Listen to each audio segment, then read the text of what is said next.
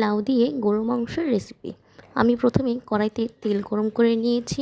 তারপর 1 কাপ পরিমাণ পেঁয়াজ কুচি দিয়ে দেব। পেঁয়াজটা নরম হয়ে আসলে দিয়ে দিব আদা রসুন বাটা। আদা রসুন বাটাটা সামান্য কষিয়ে নিব। তারপর দিয়ে দিব গোটা মশলা। এখানে জিরা, এলাচ, তেজপাতা ও দারুচিনি আছে। তারপরে দিয়ে দিব লবণ, হলুদের গুঁড়া এবং মরিচের গুঁড়া। সামান্য পানি দিয়ে মশলাটা কষিয়ে নিব। তারপর দিয়ে দিব ধুয়ে রাখা মাংসটা।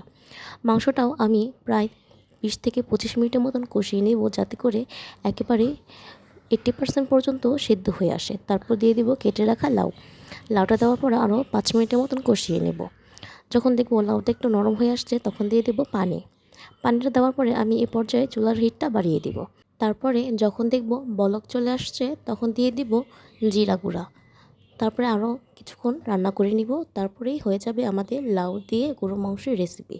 আপনারা এটা করে দেখবেন, খুবই ভালো লাগবে।